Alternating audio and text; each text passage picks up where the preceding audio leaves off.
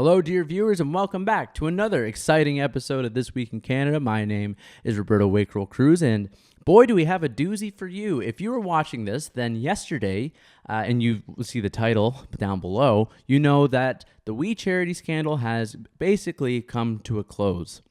That's pretty big news. If you follow Canadian politics, you definitely have heard of the We Charity scandal. It's been around for, I believe, a year now, over a year. I think it was April of 2020. The Justin Trudeau government announced that they were going to give a massive contract, I believe $900 million to the We Charity, the Kielburger-run children's charity, in what would be a summer volunteer program for people to work below minimum wage during the pandemic. It was really strange, and it was really problematic, I'll use the word, because Justin Trudeau's family was really close with the We Charity. In fact, his mother had done speaking events for the We Charity. His brother had done speaking events for the We Charity. And this all was leading up to a big scandal, and it did blow up. It immediately became the topic of basically headline news for months. And it seems like we finally got a conclusion today, and it's not really the one that many people were expecting, to be honest. At least not me. And not anyone I spoke to about this recently. In fact, I would have guessed this would definitely be Justin Trudeau's third ethics violation. The first one being the Aga Khan scandal, when he took a private vacation to the Aga Khan's island and said that, his dad was good friends with the Aga Khan. Kind of weird. He went boogie boarding or something, went surfing with the Aga Khan. Kind of a funny image. And then the second one was during the SNC-Lavalin scandal, when his office inappropriately pressured the Attorney General at the time, Jody Wilson-Raybould, to look past a scandal with the SNC-Lavalin massive engineering firm located in Montreal. Clearly, they have some very good lobbyists, because it became a huge scandal that ended up with Jody Wilson-Raybould leaving and Jane Philpott having been kicked out of the cabinet. And this one I thought for sure would be number 3, but it turns out no, that's not what happened. In fact, Justin Trudeau got off the hook almost completely. It seems like there's going to be no consequences for this. And by the way, if you're wondering what the consequences were for the first two, I believe, we'll pull it up, but I believe it's a $500 fine. And then it just, a stain on your resume. So it's not the end of the world, but it definitely erodes the public's trust in you, although it doesn't seem like it's been doing very much, considering he still won a minority government. But this one, anyway, let's get into this one real quick. And let's see what Mario Dion, the ethics commissioner, wrote. How did he justify not giving Justin Trudeau a conflict of interest mark on this one? So this is what he wrote. Although the connection between Mr. Trudeau's relatives and we created the appearance of a conflict of interest, the appearance of conflict is insufficient to cause a contravention of the Act's substantive rules. The duty to recuse is only required when the public office holder would be in a potential conflict of interest.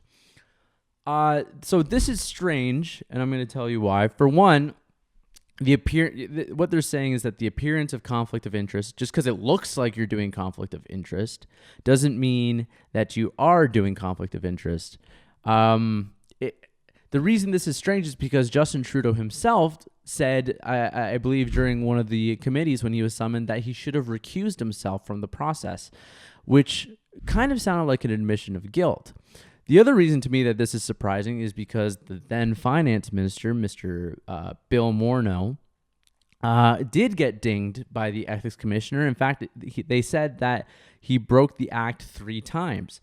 And let's see exactly what they said for Bill Morneau. Dion found that Morneau violated the conflict of interest provisions on 3 specific aspects of that. Those findings were directly linked to the fact that Morneau's relationship with We Charity co-founder Craig Kielburger meets the definition of a friend under the rules. A friend is right. For those who remember, Bill Morneau had to step away, which is the Liberal version of getting fired, because of firing Bill Morneau would have been an admission of guilt for Justin Trudeau as well. So you can't fire the guy.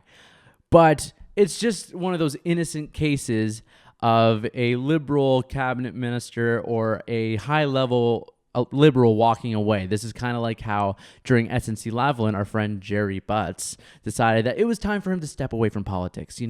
That's just the time to do it. And Bill Morneau felt the same thing. He got up and did a press conference after it was revealed that he had accepted a $45,000 vacation to, I believe, Ecuador and Kenya from the We Charity scandal, and that he had not repaid it.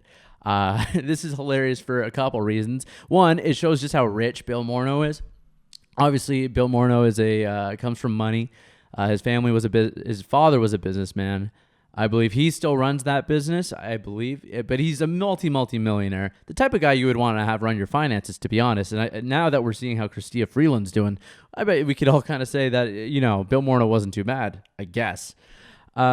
Anyway, he took this $45,000 vacation, and then the day before he's set to testify under oath, reveals that, it's so funny, me and my wife, we were going over our finances for the last couple of years, and we just noticed that we never paid back the We Charity for that $45,000 trip. Kind of like you would do with a gift, because you don't repay back gifts. So he goes up, he does this whole spectacle where he says, I'm going to step down. I've decided that I'm not the finance minister for the future. I was the finance minister for the past. And then he announces that he's going to run for some European Economic World Forum, which just months later, he announces that he's no longer running for it. So it was just a total sleight of hand, you know what I mean? Just a total trick to get the heat off his back. Now, we don't know if Bill Morneau will face any consequences for breaking the Ethics Commissioners Act, the Conflict of Interest Act. But if he does, it's going to be another slap on the wrist. He's not in federal politics anymore. I don't know what he's doing. He's probably just making millions on Dogecoin or something weird like that. So reaction to this was about how you would expect. Aaron O'Toole came out and did a press conference where he said, this is unfair. There's no accountability. And, he's pretty much right. This actually plays pretty well for Aaron O'Toole in a different way. Probably it would have been better if he had gotten caught with breaking the Conflict of Interest Act, if Trudeau did. But he still has his bases covered. Aaron O'Toole's Canada Recovery Plan, we'll put it up on the screen right now, has 5 points in it. And number 2 is to secure accountability. This was a big thing that he kept campaigning on. He's been saying that he's going to enact a new anti-corruption law to clean up the mess in Ottawa. So that's to be expected. Now, instead of saying that we have a super corrupt Prime Minister, which he will still say, he's going to go ahead and say that he's corrupt and there's no accountability. Look at the proof in the pudding there. Jagmeet Singh went ahead and did a press conference where he said something similar. Obviously, his focus was more on the students, who was thinking of the students, these poor students. We can play a clip of that one real quick if you're interested in hearing what he had to say. What we've learned today from the Ethics Commissioner is what we've known for a long time, that the Liberals continue to help the ultra-rich or their closely connected friends. And in doing so, it hurts people. And in this case, what the Ethics Commissioner found is that the Liberal government, the Liberals again, were guilty of breaching ethics. But the important thing here is they breached ethics to help their friends, and it hurts students because students still haven't received the $1 billion promised to help them out. And of course, he's kind of right. The Liberals are the party of the ultra rich, the elite. They're, in a way, they're very similar to the Conservatives in the United Kingdom. They're the party of the educated, the party that's been in power for the most time, I believe, too. So what did Justin Trudeau have to say about all this? Obviously, he's going to play this up as a huge win. For him, he's just gotten off the hook yet again. I mean, the other 2 times he got hit with a $500 fine, but this time he doesn't even have to pay that. He can go for a nice lobster dinner with Bill Morneau. So what did he say? In a tweet from Rosemary Barton, which was kind of weird that this came out through her really quickly, it says, "I want to thank the Commissioner for his report and the important work his office does. After his full review, the Commissioner found that there was no conflict of interest. This confirms what I have been saying from the beginning," which he always says. "At the heart of this initiative was getting support for youth during this pandemic as fast as possible." Now, another fun detail that we can throw in about that is that the We Charity had no infrastructure set up in place to do this program in anywhere that spoke French. So it is kind of funny to say the whole reason that it went through the We Charity was because, they had the infrastructure in place to do this. Well, no, they didn't. It seems like they actually had no idea how to roll this out. You just want to give $900 million to your buddies, which, I mean, is fine if you want to do that, but you got to own up to it. And now that you don't even have to own up to it, everyone's a little upset. What else happened? Mr. Bill Morneau said that, yeah, that's about right. Mr. Bill Morneau reacted to it and said, as I have stated, in retrospect, I should have recused myself from the discussion. Yeah, Bill, if you get a $45,000 vacation, which is a significant number, I think, to a lot of Canadians, because that's about how much the average, I think, family might earn in a year. The median income for a single household might be $45,000. You have to look that one up. We can pull it up on the screen if you want.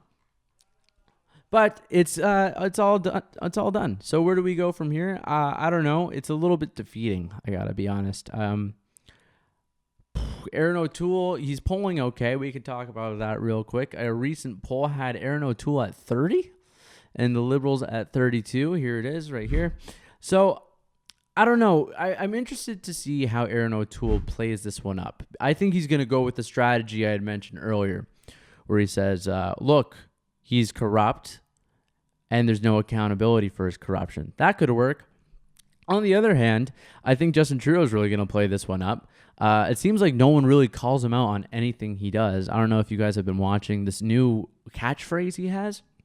This one dose summer thing, which is so weird. It sounds like that Demi Lovato song. I'm a hot girl summer. It sounds like hot girl summer, one dose summer. And this whole idea is that you're going to have a one dose summer so that we can have a 2-dose fall, which of course goes totally against everything that he had been saying for the last year. It sounded like as soon as we got vaccines, he kept saying that, don't worry, we're going to have enough vaccines so that every Canadian who wants one can get one by the end of the summer. And now it's a 1-dose summer. I mean, and the response to this has been pretty mild. I mean, I've seen some response. Spencer Fernando, if you're familiar, Spencer Fernando wrote a great article for the Post Millennial. We'll put it up on the screen. You should go check that out. Very good article where he makes the point that this is just him admitting that it was a vaccine failure. We should have had the amount of vaccines necessary to have everyone vaccinated before the summer, by the spring. I mean, how many people are in Canada? It's 37 million. The U.S. has gone haywire. They've vaccinated everything. The CDC is announcing that you no longer need to wear masks inside or outside if you're fully vaccinated. And we're still stuck in the dust. Ontario just announced another stay-at-home extension. So shout out to the people in Ontario where you're going to have to stay inside until May 2nd, I think now. So goodbye May 2-4. You're not going to the cottage this weekend, buds, because you're going to have to stay inside because Doug Ford told you so. So I don't really know how this whole plays out, to be honest. So I don't know. Let me know what you think. You can tell me in the comments. You can tell me below. You can give us a like. You can subscribe. You could buy some of our merchandise. I've been saying to buy a t-shirt, but I've realized recently that it still says Bobby and Nico on it. And obviously Nico's not here anymore, so make sure you go check out our premium content, subscribe to our mailing list, or just give us a one-time donation on PayPal. Everything goes a long way. Thank you very much for watching. My name is Roberto Wakerow Cruz, and I'll see you next week.